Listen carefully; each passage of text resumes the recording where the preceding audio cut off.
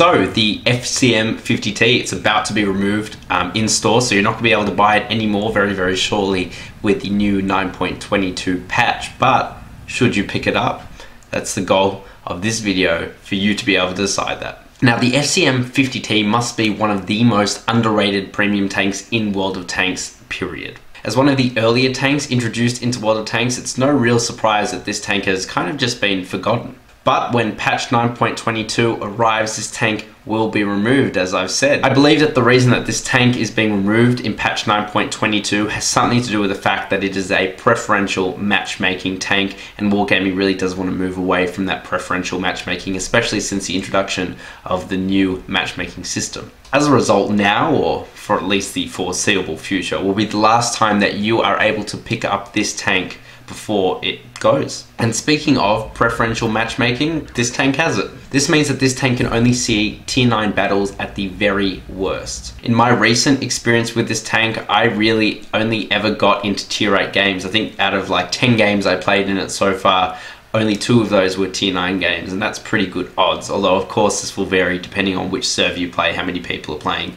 at the time, etc. So this tank really does excel with its gun performance. It actually shares the exact same gun that's the top gun on the tier 6 ARL 44, the tier 6 French heavy tank. However, don't let that fool you. This gun is actually very formidable at tier 8. Despite its pretty low 240 alpha damage, its base DPM of 1920 means that this tank really can compete very well at tier 8 with its damage per minute. In fact, it surpasses tanks like the T-34, the Lerva, the M4, MLE, M4, I don't know, the other tier 8 French premium heavy tank. This tank has better DPM than all those tanks. In fact, it really only has worse DPMs than those pesky Russian tanks, the KV-5 and the IS-6, etc. But it has way better penetration at 212mm using its standard rounds. As a result, this tank gets way more shots in than those other tanks, those IS-6s, those KV-5s, just because of its standard penetration being very good. Couple this with a really good dispersion value of 0.36 and a pretty good aiming time of 2.3 seconds, this tank reliably gets shots off into enemy tanks. I should mention, it also has 8 degrees of gun depression, meaning that you barely have to show any of this tank to get shots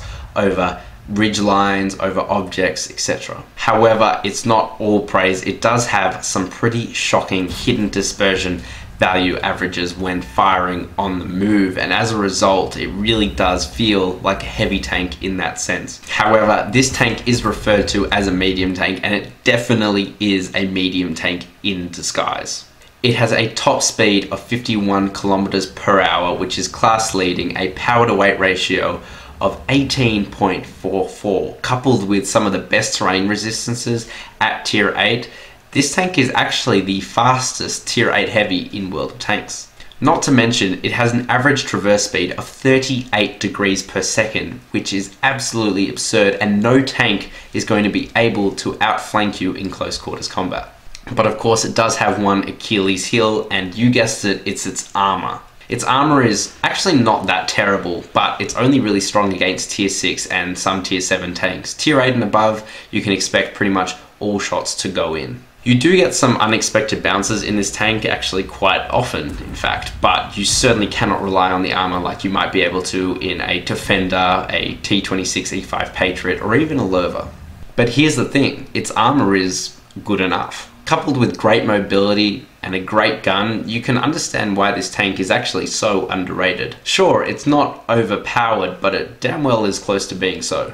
Oh, and it has a pretty insane view range of 400 meters, so it can spot tanks just like a medium tank. Premium tank wise, this tank is pretty awesome at that as well, especially since the introduction of the AMX M4 54, that tier 10 French heavy tank.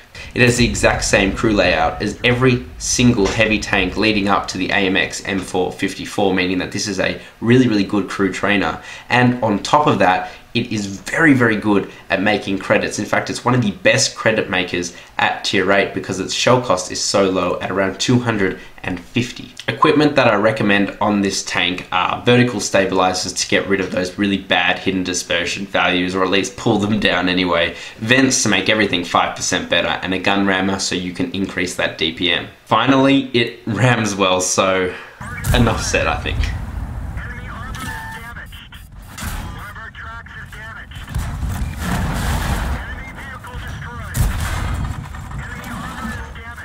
I'm not going to tell you guys to buy this tank because you guys know your own finances, and I definitely don't want to force any of you to buy this tank. I mean, you can probably buy some better tanks out there. In fact, I would argue that I would probably go for the T26 E5 Patriot over this tank. But if you're looking for a new tank or want this tank before it goes, I can definitely recommend this tank. So guys, do share this video. If you did like the video, leave a thumbs up, subscribe if you're new, all that jazz, and I'll catch you next time.